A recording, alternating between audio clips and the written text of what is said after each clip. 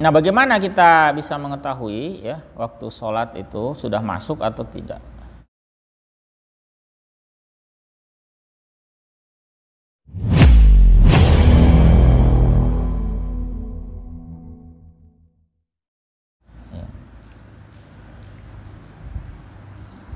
Kaifiyatu ma'rifati dukhulil waqti.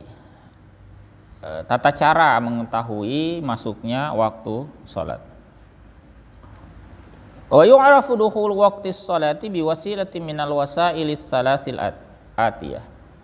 Bisa diketahui masuknya waktu sholat melalui wasilah yang 3 berikut ini. Jadi ada 3 cara untuk mengetahui kapan ya, atau apakah waktu sholat sudah masuk atau belum.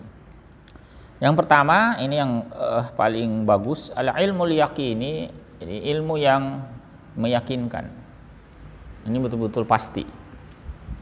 Bi ayyatamida ala dalilin mahsus, yakni yang bersangkutan berpegang berdasarkan dalil atau bukti yang terindra.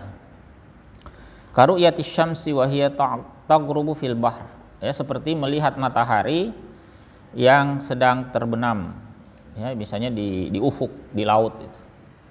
Kita lihat laut itu kan pas di sebelah barat, pertemuan antara langit dengan laut ya, secara imajiner itu, secara apa?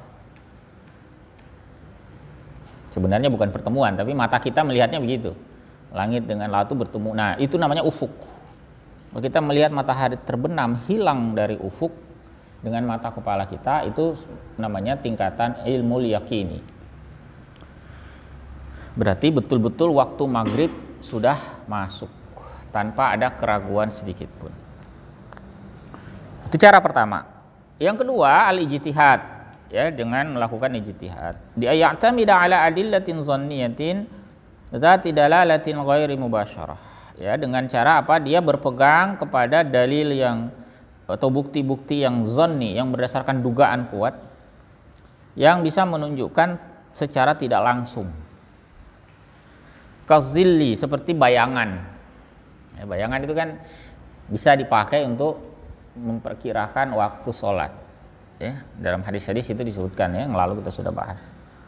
Waktu asar misalnya, ketika bayangan benda itu sama dengan bayangannya sama dengan bendanya. Nah, tapi itu kan dugaan kuat, zon namanya. Ya, kazilli wal qiyasi bil amali wa tuliha. Jadi seperti bayangan, ya, dengan mengukur, ya, secara praktis, ya, panjang bayangan dengan panjang benda. Meskipun ini dalilnya zonni, tetapi bisa dipakai, ya, cara ini.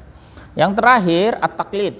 Kalau dia tidak bisa al-ilmul yaqini, tidak bisa melihat langsung, ya, tidak bisa juga memperkirakan dengan dugaan kuat berdasarkan tadi, ya, cara-cara ijtihad. Bisa juga dia taklid. Taklid itu apa? Dia mengikut kepada apa? Idza lam yumkinul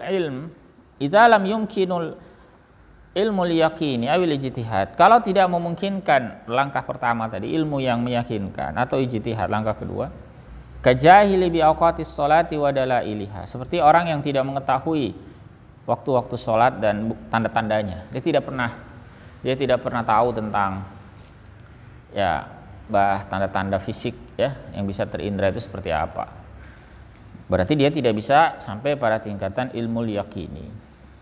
Dia juga tidak bisa menggunakan tanda-tanda zonni tadi, dengan misalnya bayangan dia nggak ngerti, ya. Berarti dia juga tidak bisa menggunakan cara kedua. Nah, bagaimana cara ketiga? Dengan cara mengikut kepada orang yang bisa melakukan yang pertama atau yang kedua. Jadi fayuqallida immal alimal mu'tamida ala dalilin mahsusin awil mujtahidal mu'tamida ala al-adillati dhanniyah. Dia bisa berikut kepada orang yang mengetahui, yang berpegang kepada dalil yang atau bukti yang bisa diindra tadi, atau dia ikut kepada orang yang berijtihad, yang berpegang kepada dalil yang zanni, ya. Itu cara yang ketiga. Atau kalau zaman sekarang lebih mudah lagi, ya. Sudah ada aplikasi misalnya, atau sudah ada jadwal sholat yang itu juga disusun, Ya, berdasarkan dua itu, entah ilmu yakini atau berdasarkan ijtihad.